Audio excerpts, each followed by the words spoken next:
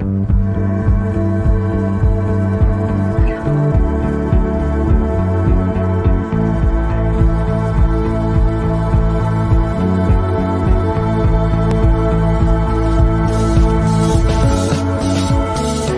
up, hockey fans? We are back. Hope you enjoyed the nice night off with no games. I got a steak in me, a little bit of a nice night to myself, hanging out at home. But this is Morning Cup of Hockey alongside Colby Cohen. I'm Jonny Lazarus. We are presented by Betway. If you're going to place a bet on Betway. Please play responsibly. And remember, you must be 19 years of age or older. We're going to talk about the Eastern Conference Final. We're going to talk about the Tampa Bay Lightning trade for Ryan McDonagh with the Nashville Predators. I don't know why I mentioned the steak thing off the bat, Colby, but yeah, it was nice to have a night off with no hockey and kind of reset mentally, because now we are in it for the entire conference final, games almost every night. What did you do last night to take your mind off the game a little bit? Your social life has really taken a hit. It has. The NHL playoffs have been going, huh? It has, but honestly, I do have some fun things planned in Florida for Memorial Day weekend, since I'll be following the Rangers in this series. One of my friends has a boat down in Boca, so we're doing a boat day on Monday. Looking forward to Memorial Day in Florida. It's going to be a lot of fun. This is my dream conference final matchup, just because of location and friends and family. I got a lot of people to see, babies to kiss, all that kind of stuff. So it's definitely it might be your dream, but I don't think I think the NHL is probably dreading a potential Dallas Florida final. That's why I think that the people are going to be out saying that the NHL fix is on. They want the Rangers to win. They want the big market. Mm-hmm. And listen, I can't disagree. I can't disagree at all. I said on the show yesterday that as much as I think Florida is going to win, I would prefer it be the New York Rangers. Especially but Florida to me is like, I know the market's gotten better, but they're still they're an exciting team. Listen, I understand that, but I'm just thinking from a revenue generation standpoint for the NHL and for a ratings on television standpoint, is that, look, when you have the NHL in a more traditional market, you're getting, that's another million people watching. And when you have non-traditional markets in the finals, your American audience gets hurt a little bit because there's a lot of options. And that's obviously not what anybody wants or what anybody's looking for. So, look, yesterday there was news. We rarely see news of this magnitude at this time of year. You see guys are getting contracts terminated or go on waivers for purpose of buyout. But to see a top defenseman in the NHL get moved yesterday, in a move that I don't think anybody would have really seen happen. And Ryan McDonagh goes back to the Tampa Bay Lightning with a 4th round pick. Nashville loads up with another 2nd round pick in 2025. Tampa Bay loves to get rid of their draft picks because they just feel like they're in this window. And look, I think that, this is where we start the show today. And this is what we talk about to start the show before we preview this Rangers Panthers game 1, which will be happening tonight. Because look, I think there's more to this trade than just the Tampa Bay Lightning just brought in a top pair defenseman, and they did. And people that are sort of raising their eyebrows at this, wondering why you would go and do this. I saw some criticism about this move, which I kind of disagree with, because look, you just brought in a top pair defenseman at the cost of a 2nd round pick, who only makes 6.625 or something like that. And has only got 2 years left on his deal. I know he's 35 years old, but he's still got 2 years of good hockey. He proved it in the playoffs this year for the Nashville Predators. And sounds like he voiced that to Barry Trotz in his end of the year meeting. And he said, look, if there's any opportunity that comes up to send me back there, because he does have a no movement clause, he would love it. And it sounds like this trade materialized over the course of 4 or 5 days. It was a simple trade to make. And I really do see this as a win-win for both teams. And did you see the clip? Alex Dougherty, who's a beat reporter for the Predators for the Tennesseans, straight up asked Barry Trotz if this was to clear up space for Mitch Marner. Right. And Trotz had a pretty funny response saying, like, I don't even think Marner's a free agent. Well, he's not. And so you'll never get a guy to comment on that, especially a guy like Barry Trotz, who's very savvy and who's very much been around. And, look, I don't believe the rumors that they did this in order to clear up cap space. I think they did this because it was a good move. Sure, you clear up $6.5 million in cap space. You move off of a guy who's 35 years old. The reality is Nashville is not in a window to win a Stanley Cup.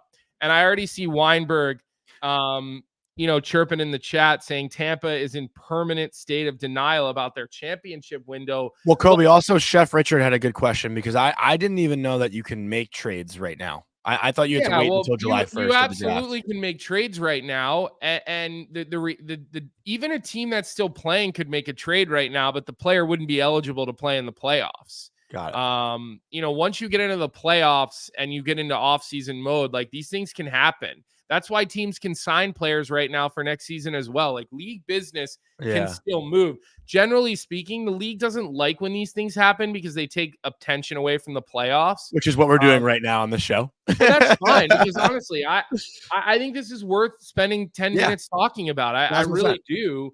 And look, I think that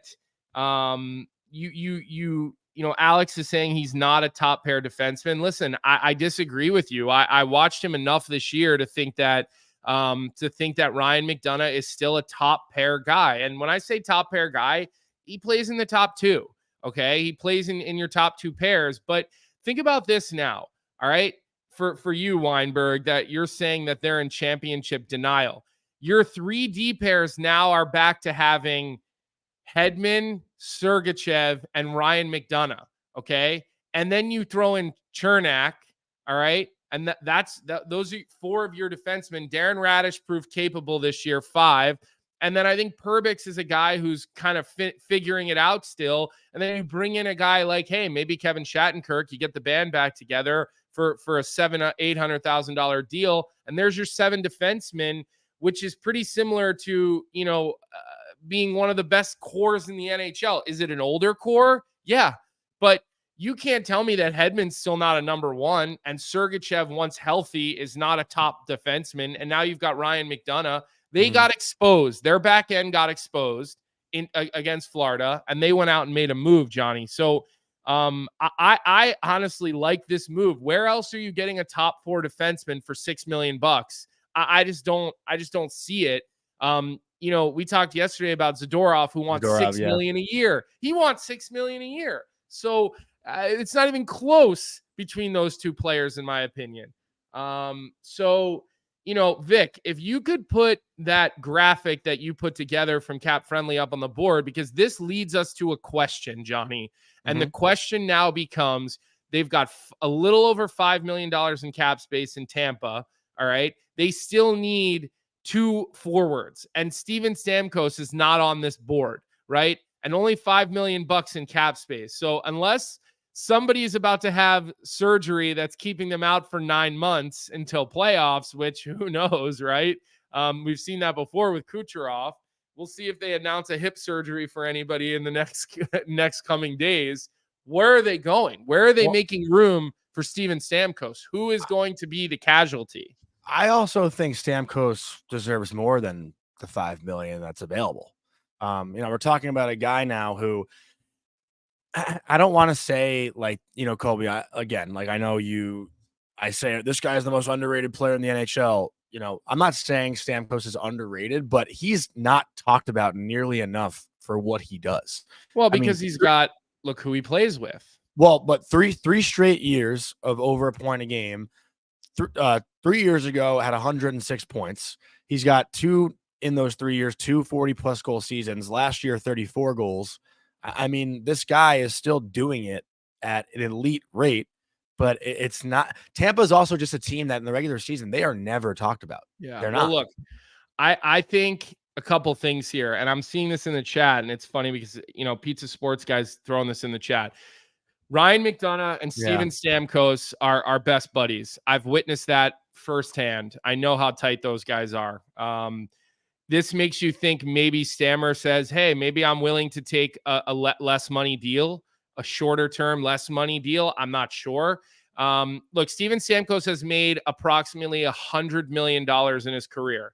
And I'm not saying he should do the team a favor by any means. I'm not a fan of that. I think you should get your value. And I think Steven Stamkos should still be paid $7 million a year easily. Okay. Now, granted, in Florida, you usually give a little bit of a discount because of the state tax thing. But, you know, I think you look at a couple of names on this roster and you wonder, is Cirelli going to be the casualty? He's got 6.25 on his deal for 7 years. He's 26 years old. Okay. His no move clause starts not this year, but next year. So if you're going to do it, now's the time to do it. Mm-hmm. And we've seen, you know, I think Tampa probably thinks they can move off of a forward and they'd rather stock up on the back end. And again, you'd hate to see Cirelli go. I don't think Hagel would go, because I think Hagel's had 30 goals 2 years in a row. He's more productive. He scores more. But then you look at Cirelli, who kills a lot of penalties. He plays hard minutes. It's a center versus a wing conversation, too. Listen, Cirelli will take faceoffs against Crosby and against, you know, other top elite centers in the NHL. So, you know, maybe Connor Sheary's $2 million they look to move, and then all of a sudden they're at $7 million, and maybe Stammer's willing to take $6 million, and then they get creative. Like, I don't know, but somebody's probably going to have to move. Somebody is going to have to move. I don't think it'll be Brandon Hagel. They just gave up a lot to get him from Chicago. And I think Hagel's going like this, where I think Cirelli is probably on a flat plane right now. Mm-hmm. I think Cirelli has probably reached his ceiling, and I don't think Brandon Hagel has fully reached his ceiling. So I think the guy to keep an eye on now would be Cirelli. I really do. I think he's the one who's going to end up being the odd man out, like we've seen with other players, because I don't think it's going to be Jeannot with what they just gave up to get him. And I don't think they're obviously not bringing back Dumba. They're not bringing back Duclair. You know, those doors all closed because, again, Steven Stamkos is the main, you know, he's the main player now that they need to figure out a way to get it done. So, I don't know if you have any predictions or if there's, you know, if you agree with the whole Cirelli thing, but they certainly are going to have to do something. I'm just starting to think that Stamkos is gone. I really do. I think signs kind of point that way, right? Like, are you saying that Cirelli is a younger guy? You know, how many more years is Stamkos going to play? Probably 3 max. Yeah. Mm-hmm. You know, so do you and Tampa, their future is in jeopardy to begin with. So do you really want to get rid of a younger guy? Cirelli's what, 26, we said? 26, but is he really, like, let's just think about this, because what you're saying is you're going down a reasonable path here, but the reason I want to stop you on it is because the window. Cirelli gets you value. You can get value for a trade for Cirelli, okay? And let's say their window is 2 more seasons, right? I mean, as long as they have Vasilevsky, Kucherov, and Hedman, like, I think their window is Point. Yeah.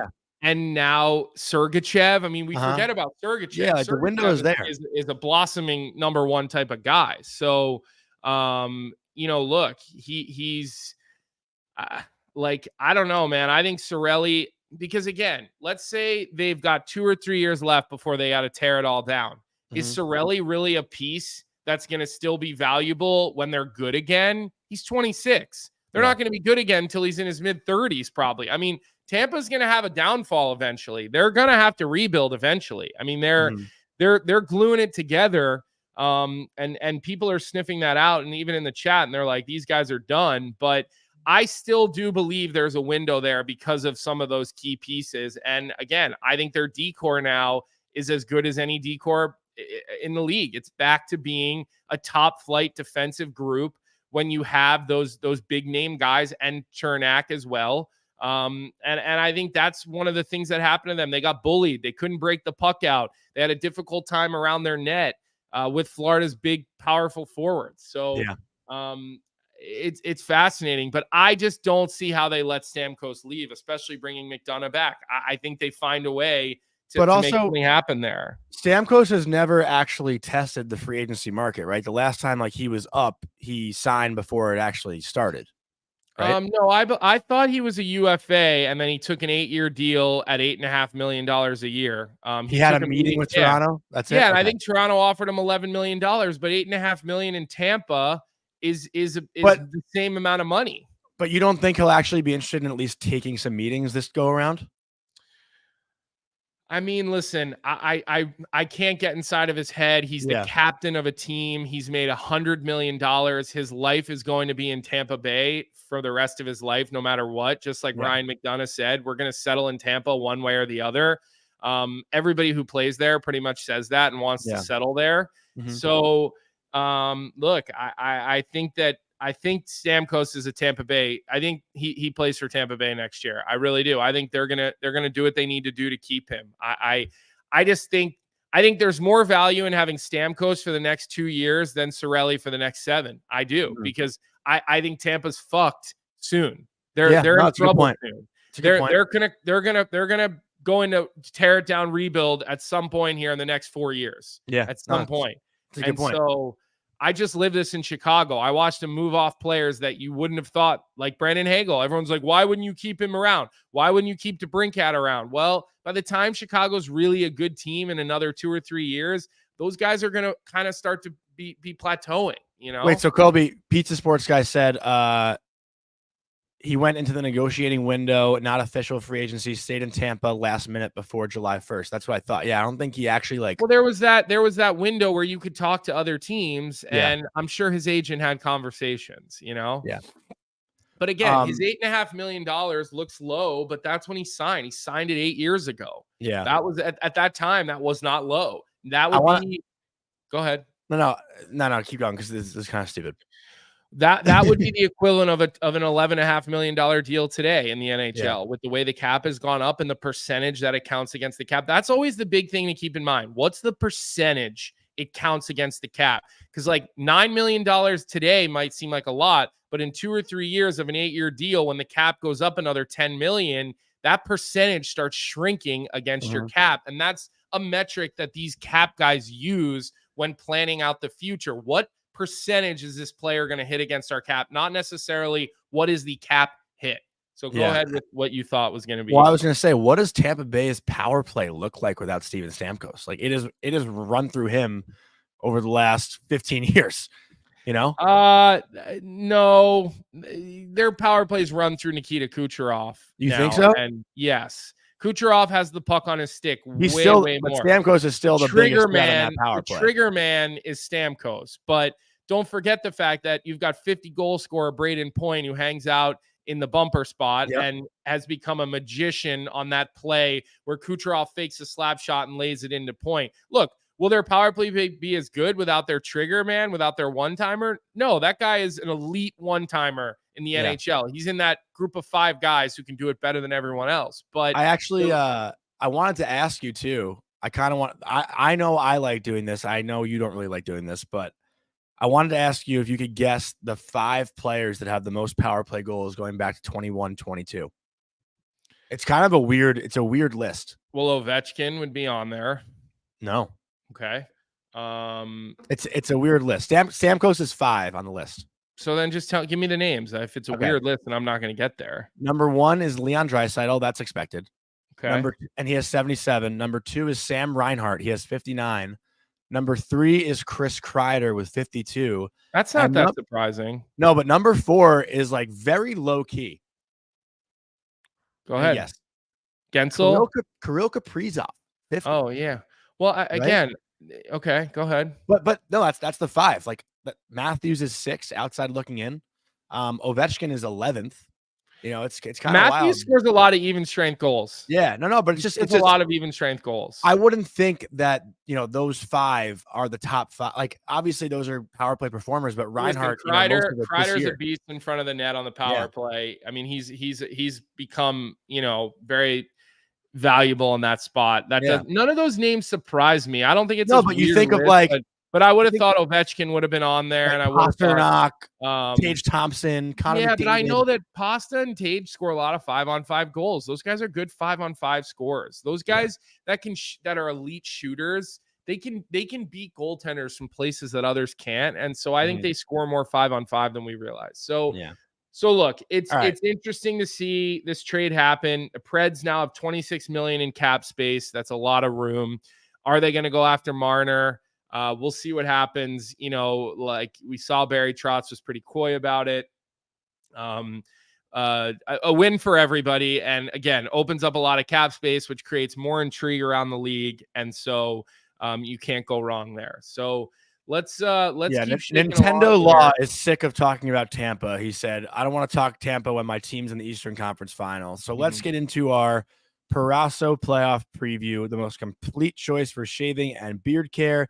Made in Italy since 1948, Parasso has been a staple of Italian culture and barbershops globally for 4 generations. So get 15% off at parasso-usa.com with our promo code hockey15. That's in all caps. Hockey15 at parasso-usa.com. The playoff beards are coming in. The conference final is when you start to see them get a little bushy, a little unorganized, a little wild, a little reckless. So take a look for those playoff beards tonight as the Eastern Conference final kicks off between the New York Rangers and the Florida Panthers and Colby Cohen. We talked about it yesterday. The hearts want the Rangers. Your mind says the Panthers still? I go to the back end and it's where I worry about the New York Rangers on the back end. I worry about how healthy is Adam Fox. That's a concern for me. I worry about Gustafsson. I worry a little bit about, you know, the third pair with Gustafsson and Schneider or I guess we'll see, you know, we'll see what those pairings shake out to be. I know they've played with those a little, Johnny. Yeah. Well, let me ask you a question. You know, we're going to talk about like each position. We're really just going to focus on the East today, and tomorrow we'll do a little bit more of the West. So we're going to fully dive into Rangers Panthers here, but I want to ask you which team you think is better down the middle. Because to me, without a doubt, it's no question the Rangers. And you look down Florida's middle, it's Alexander Barkov, Anton Lundell, Sam Bennett, and Kevin Stenlund. And you know, it's a solid 4 lines of centers. But the Rangers, you know, you look at Mika Zibanejad, Vincent Trocheck, I think without a doubt, the Rangers' top 2 is better than Florida's top 2. Can you agree with that? Well, look, I think Bennett floats between the second and the third line at times. But even still, are you taking Bennett over Trocheck? No, I think Vinny Trocheck's been a star in the playoffs this year. Although he got a little quiet the second part of that series, that Carolina series, but no, I think he's been really good. Look, I think down the center are strengths of both of these teams. You know, and I think there's more. So interestingly enough, I think there's more skill in the depth of the New York Rangers, but I think there's more grit and heaviness in the depth of the Florida Panthers, right? Well, yeah, and you've got that heavy skill versus skill, right? You've got Hedel and Kakko on that third line with Wenberg. There's a lot of skill on that line, but how heavy is it versus the third line of the Florida Panthers that's got Bennett, who's a heavy, mean centerman, right? And Rodriguez can score goals too. Evan Rodriguez is no guy to sleep on. No, I think Evan Rodriguez he can play anywhere in your lineup. I wouldn't call him a real heavy player, but I think he's a heavier player than Phil Hedel, and I think he's a heavier player than Kakko. And honestly, I think he's a heavier player than Well, how do you define heavier than Kakko? Because I don't think Kakko plays an aggressive game, but heavy on the puck, actually holding the puck and possessing it. I'm taking Kakko over Rodriguez in that category. But again, Rodriguez is a better goal scorer. He looks at the net more. He shoots more. But Kakko below the goal lines, I'm taking Kakko. Yeah. So when I say heavy, I'm really just talking all over the ice. Okay. With the puck is one thing, but you know, you go into a battle along the wall. Who's going to lean on who harder? Who's going to be heavier on their stick? Who's going to finish more hits? And I know you felt pretty good, and you've called Kakko and said, look, Kakko could be an X factor type player. He hasn't been, but he could be. You've said. So I just think Rodriguez has more experience. He's had more success. I don't know if you it sounds like you don't agree with me, which is fine, but I like Rodriguez to come out of a battle over Kakko more times than not. That's just my feeling on that. No, Colby, I don't know if you remember this. I said probably around the deadline, if the Rangers were playing Florida in a playoff series, and this is a whole different conversation, I'm putting Matt Rempe in the lineup over Kako. Over Kako, huh? Over Kako. Hmm. And I think while Kako is effective, and I think, he's good defensively, reliable on that third line, like the Rangers' third line has not been scoring goals or producing much offense. They have 2 goals in the playoffs, but they've done a good job at defending. That said, against a team like Florida, you need a guy like Rempe who's going to bring that little extra fuck you and that emotion and that chippiness. And Florida, especially after the whistles, they like to muck it up. And if there's no one there to answer the bell, it has to affect you emotionally, right? Like with the Rangers, it has to. When a team like Florida wants to just stir the shit. Yeah. Well, I mean, look, you in the playoffs, you see skill guys getting in there, stirring it up. Look, the problem I have is that the biggest shit disturber on the ice is Matthew Tkachuk. Okay. And throw Bennett in there. I don't think Bennett is a shit disturber. I just think he plays the game in the gray area. He can mix it up. But how many minutes a game is Rempe on the ice against Matthew Tkachuk? Right. And that's the thing. Let's also talk about Rempe against the Florida Blue Line. The Florida Blue Line is a big group of guys. Mikula, Ekman-Larsson, Ekblad, Kulikov, Montour 6 feet, but Forsling 6'2", right? That is a very large size D-core. You're not talking about an undersized D-core that Matt Rempe is going to kind of be able to have his way pushing around. Now, I know Rempe's a big dude, and he moves pretty well for a big dude, but I don't know if I see the intimidation factor for that defensive core coming from Matt Rempe, and I just don't think you can have Rempe on the ice against Tkachuk, against that top line. Give me Florida's forward group again here, Vic, for 1 second, because I just wonder, where are you going to find minutes for Rempe against this group? I guess Lomberg, Stenlund, and Cousins, but again, like that. Cousins can do a little bit of everything. He's a rat. He brings a little bit, and they also have Okposo they can bring in. They have Lorentz they can bring in. I don't know. I saw other people. I think Sean Avery was calling for Matt Rempe as well. And you're right. He sparks the garden, but I just have a hard time wondering, where are you getting him out on the ice against this group where you're not a little bit concerned about a mismatch? And I don't know. I mean, I'd be concerned with it. And I just think Kako can play more of a straight line game, and you can get 12 minutes out of him. And I don't know if you can get that out of Matt Rempe, who averages 4.5 minutes a game and hasn't really played a whole lot lately too, Johnny. That's another factor is, you get him in there. He hasn't played a lot. What's his conditioning like? He's all jacked up. Is he going to take a bad penalty? Those power plays become really important this time of year. So I don't know. Let me ask you this, though. If you're looking for upside between the two players, because the Rangers' third line, like Cooley, Wenberg, and Hedl, like that can be an effective third line, right? Like if you're Will Cooley has been solid. First NHL postseason. He does his job.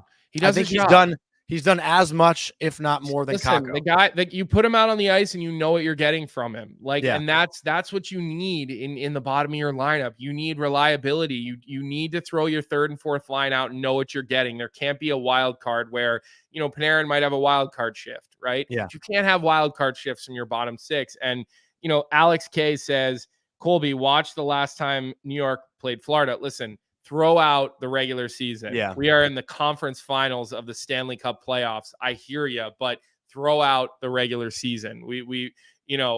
That's been proven time and time again in the playoffs this year, Johnny. Yeah. And again, listen, I think Kako is a fine third line player. What about Wheeler? What would you do there? So, okay, I've been getting this question a lot too. If everyone's healthy, which it seems like everyone is an option right now, do you put Blake Wheeler back in on the top line and move Roslovic down? But I actually, Colby, we talked about this a little bit before the show started. I wanted to give Roslovic a little bit of credit for Game 6. I know that the storyline and everything that, or whatever people remember from Game 6 is that Chris Kreider natural hat trick, right? But the biggest Ranger criticism against Carolina was the 5-on-5 play.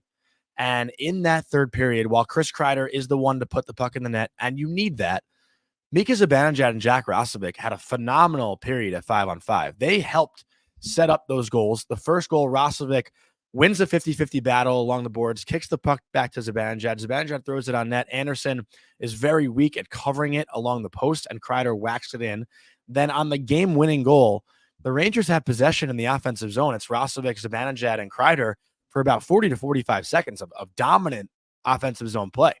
And Roslovic is the one who picks up a rebound, I think, off a Zibanejad shot from the high slot, interchanges with Ryan Lindgren, and Lindgren, we all know, makes the great play with the backdoor pass to Kreider. But, I think the Rangers and that line in the big moment where you've been critical, not you, Colby, specifically, I'm saying people in general have been critical of Zibanejad, Kreider, and Roslovic at 5-on-5.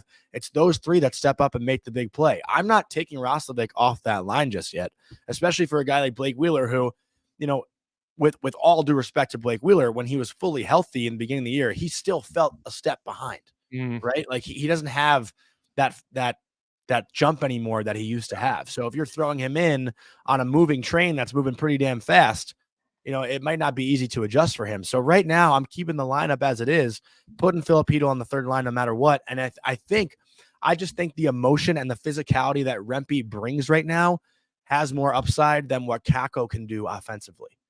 I think those two things are measured differently, but what do you need more of in this series against Florida? Because the third line hasn't chipped in enough offensively. Well, you're going to need offense because it's difficult. You saw Boston go games in a row without, scoring, without having 20 shots, without having 8 good grade A chances. Florida protects the house incredibly well. I think this is the first team that has the same amount of skill and can defend as well as the New York Rangers. The Rangers have not played a team as deep in skill and as good defensively as they are yet, and this will be the first time they see that. Look, I think Wheeler is an insurance policy. Those are good to have. Yeah. You never know there's an injury. Roslovic has a couple of bad games. Hedl plays well, gets bumped up. Wheeler comes in the bottom of your lineup. Or, look, Hedl played one game in the playoffs so far, and then he missed the next 3 or 4. So who really knows how healthy he is or what he's dealing with or how his body's going to hold up. So I think Wheeler's is just a good insurance policy. And I think insurance 100%. Policies are huge this time of year. I think that is, the difference sometimes between winning and losing is having depth and having players that you can sort of plug right into your roster. And I think that probably favors the Rangers, although Okposo and Lorentz aren't bad to have. So look, I think that, special teams it's going to be interesting to see what happens there with special teams, because I think this is where, and we talked about this before the show, the New York Rangers can have an edge, and it's in the special teams game. The question is, Johnny, is that, they've had a couple of days off here, both teams. The Rangers had one more day off than Florida. Right. So does the layoff hurt the fact that the New York power play is 31.5% and their penalty kill is almost 90%? And the Florida Panthers are at 22%, which is a good power play, but it's not 31%, and 86%, which is not 90%. So that seems to me to be an area that they need to take advantage of. I think they've got a slight edge there and a slight edge in goal. I think I like Igor more than I like and trust Bob. But that seems to be, to me, an area where the Rangers have to be dialed in.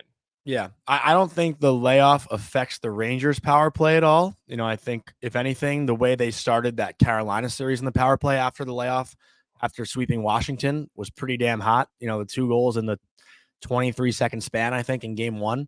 It's a lot of time to watch video and to understand your opponent. Like, Colby, we can talk about that, right? Like, video is so beyond beneficial in today's game. Just going out there and knowing the options you have before the play is even needed. I think for special teams, it matters more than anywhere else. Video, 1,000%. But that said, every team, every NHL team and AHL team and the college team that I played on, and I'm still around these programs, they all do a power play and a penalty kill meeting for about 5 to 8 minutes before every game. They bring the power play in and practice. They show them 3 or 4 clips. They bring the penalty kill in. They show them 3 or 4 clips just as a like, keep this in your mind. This is maybe an hour and a half before the game. It's just a very, very quick conversation, visual, start having mental reps, thinking about what your options may be. So huge this time of year. I actually have a quick funny story. Tommy Upton, who I think you know, right, Colby, the assistant coach at UMass? Yeah. You know him? So Tommy was my assistant coach at Mercyhurst my senior year, and he took me off the power play, I think like midway through the season for one game. And I walked into the power play meeting just like as a habit. And he's like, "Hey, you're not on this anymore. Get out of here." Your number's not on the board, pal. It was so awkward. Yeah, I was like, "Oh shit, my bad." But that was funny. I love Tommy, great guy. But yeah, like to your point, I think the time off does not hurt the Rangers at all, but I think it actually benefits Florida because Florida's power play have been struggling toward the end of that series against Boston. They were 0 for their last 7, 1 for their last 13 in the last 3 games of that series. So this is a chance for them to reset and find their confidence again in practice and in video and all that, because the end of that series, Florida's power play, they were not scoring goals, So I think time off sometimes is needed mentally when things aren't going well to just reset and, have a new chance at attacking it in a game 1. Who do you think there's more pressure on in this series to win, Johnny? Like, do you feel like the Rangers are feeling a lot of pressure to do this and do this now? Or do you feel like they're the underdog and they're, they can play a little bit looser, a little bit freer? It's actually a great question. And I feel like it's pretty even because Florida, they've been knocking on that door now for 3 years. They win the President's Trophy. Since Bill Zito came in. But they win the President's Trophy in 21-22. They get swept in the second round by Tampa. They then trade for Matthew Tkachuk. They go to the Stanley Cup final last year, and they're beat up last year. That team they were basically dead, right? Physically. Like they had no shot. And now they're running it back again for the 3rd year in a row. You'd think if they don't get it done this year, it's like, oh man, like how much more do we got to do? Florida back in February, March, they were the unanimous best team in the NHL. Everyone was talking about it, right? It was Florida, and then it was everyone else. So I do think while the Rangers might have more pressure objectively with the President's Trophy and the home ice and whatnot, I think there's more pressure on Florida to get it done because of their previous 2 seasons. But you might disagree. What do you think? It's tough because the Rangers feel like they have a lot of pressure too, right? Because everything, it's funny, right? And I heard my buddies on the Empty Netters podcast say it yesterday, like when you look at a team in their playoff run, you sometimes think of the DVD moments, right? Like the big moments that you'll watch on the championship DVD when it comes out at the end of the year after they win the Stanley Cup. I'm surprised you know what a DVD is. I went to Blockbuster every Friday as a kid, and that was to get like VHS. But you had to hope nobody had already taken it out because there's only 1 or 2 copies in the whole store. Yeah, but you know what I'm saying? Like last year, Florida had that DVD playoff, right? Like the Tkachuk goals, the Verhaeghe OT, the Bobrovsky saves. This year, it feels like the Rangers have more of those moments than Florida. So it seems like more destined for the Rangers, but I don't know if that's like a thing. Yeah, I think Florida was here last year. And I With think what? I think because Florida had a run last year. Yeah. And they're better this year. I mean, they're a better team this year. Mm-hmm. They got better on the back end. They improved a little bit up front too. What? Jay Miller, what the hell is Johnny talking about? So I would think the Rangers probably have a little bit more pressure. I think there's more pressure playing in New York. I think there's more pressure in Madison Square Garden with all the celebrities and all Sports Center and Get Up and all the morning shows are going to be talking about them. Look, I think last year, as Vic is pointing out to us, Bob had to steal a couple series. I don't think he has to do that. Look, I think this is going to be the best series that we're going to see in the playoffs. Like, I really do. I mean, I agree. I do think there's a lot of potential in the finals. I think a lot of people are picking Dallas. I look, that's another one. I would like to see Edmonton win that series against Dallas, but I think Dallas is going to win. My heart and my head are in different places in that one as well. And so I start thinking, what will that Stanley Cup final be like? And obviously we're looking ahead a little bit, but I just think that there's just pressure that comes with being an athlete in New York. And when you, especially now that you're in the Final Four here, the spotlight is going to get turned up, something that doesn't happen that often for a hockey team in New York City because of everything else. The Knicks are out. So there's only one group now playing here at MSG. Obviously, they lost Game 7, I believe, right, Jonny, the Knicks. Yep. And so I think that there's definitely more pressure on the New York Rangers. I think for a number of reasons, but again, I've really agonized over the series, not knowing not knowing what we're going to get, because you just look at these matchups and you look down the middle and there's just so many similarities. You look at the way these two teams play the neutral zone. They both like to stack up on the red line. They both like to try to isolate guys and force dump pucks, or they're both teams that like to get north quickly. You don't see Florida doing a lot of east-west. It's north. They get going. They like to turn pucks over at the blue line. They're big D-core.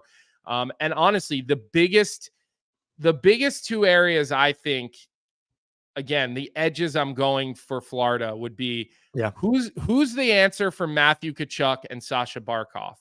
Is it Trocheck? It's got to be Trocheck. It has to be. But even as much as I've praised Vinny Trocheck, is he the guy who's going to shut down Barkov down the middle? Like, I don't know if he's quite that good.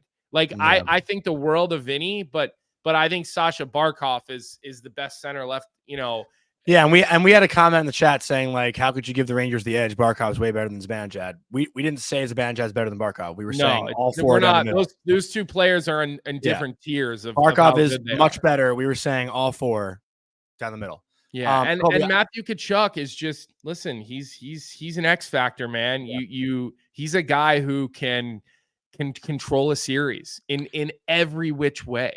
Yeah. And before we get into Betway, because we are going to end the show a little bit earlier today, around like 9:45, 9:50, because Peter Laviolette's actually talking at 10:30 and the Rangers will skate at 10:30. Then Paul Maurice will talk and the Panthers will skate. So I got to get to MSG. But the last point I just do want to make is that home ice advantage to me in this series is a non-factor. Florida's 12-5-0 on the road in the last two postseasons. They've been a great road team. They won 6 straight at TD Garden in the last 2 years, and they're 4-1 in the playoffs this year on the road. The Rangers have been good at home too, but also on the flip side, I think there will be a lot of Ranger fans in Florida. Oh, yeah. And the Rangers took 2 out of 3 in Carolina, which is a really difficult road environment to play in. I mean, listen, there's no building left in this series, and that is an intimidating environment to come into. Yeah. It just, again, and I don't think Florida is, and I don't think I don't think MSG is. I think MSG would have the slight edge on that.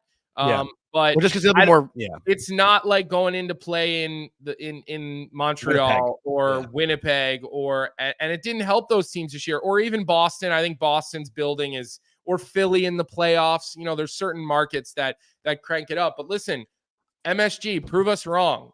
Get loud, but it's hard because the whole lower bowl is $900 a seat, and so you're weeding out the drunk, everyday fan that for the corporate environment of $900 tickets. So Alex K says Edmonton. Yeah, like Edmonton's building, you can feel that on TV. I mean, you can feel it on TV. It's listen, in the regular season, I've called games in Edmonton. It's absolutely wild. So let's throw our picks down here, Jonny, and then we'll do Betway really quickly before we end the show. Give me your prediction before today's game starts. This is the prediction that you are going with for the rest of this series. Rangers in 7.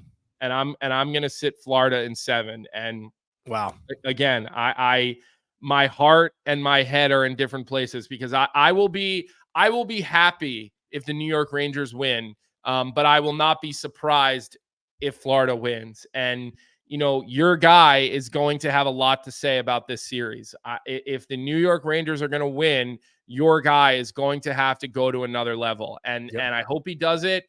And I hope you're shoving it in my face on Twitter every night. No, you don't. You're going to tell me, don't tag me, Jonny. Please don't tag me. Leave me alone. Because like I said, I would like the Rangers to win this series. I would. Yeah. But if that guy doesn't stand up, and take a little bit of heat off Panarin. I think Panarin's in for a quiet series if Loft doesn't get going. So let me ask you one question before Betway. Who scores the first goal of the series? I think the Rangers on home ice get the first goal, and I think it's going to be Vladimir Tarasenko. It always the former Rangers always just fucking find a way to do it. Yeah, I think the Rangers get on the board first. I think it's a low scoring period, maybe a one goal period.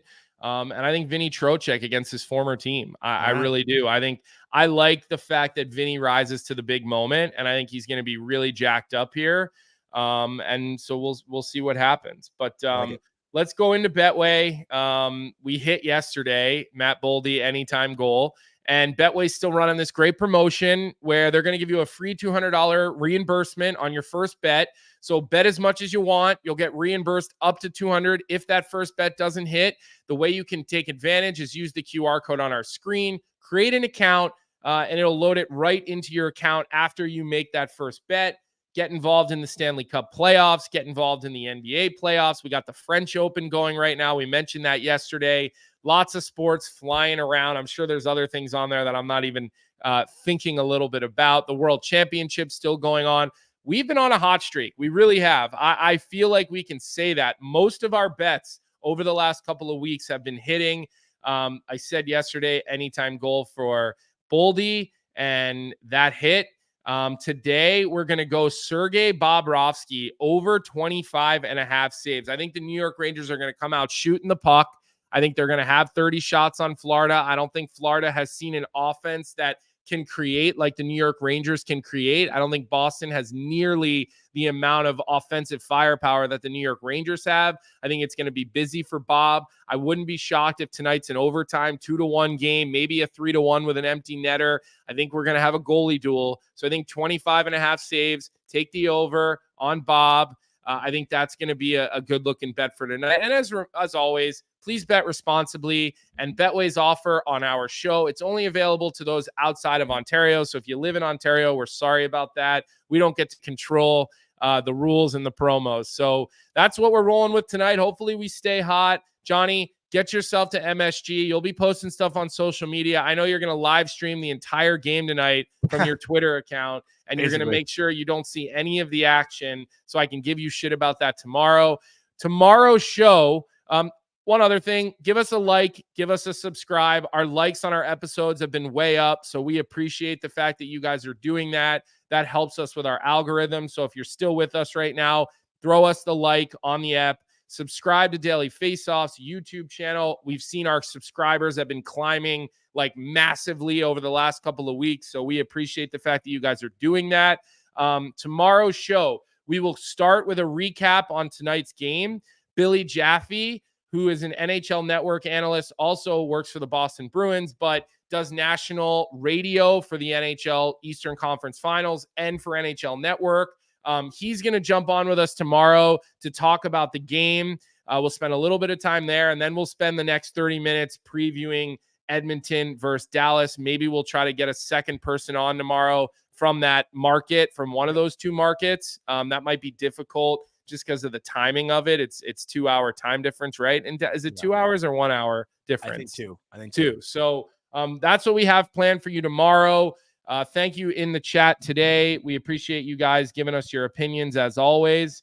Jonny, I know you're going to take final word here and then get yourself to MSG. Yep, I got to run. Great show. Thank you to the chat. Thank you to Vic. We will see you all tomorrow. Enjoy game one, and have a great night, everybody. What's up, hockey fans? If you enjoyed that video, then you need to be hitting the subscribe button right here at Daily Faceoff. Exclusive interviews and analysis from our hockey insider Frank Saravalli, fantasy updates from Brock Sagan, and a daily live show at noon Eastern, Monday through Friday. You don't want to miss any of the fantastic content, so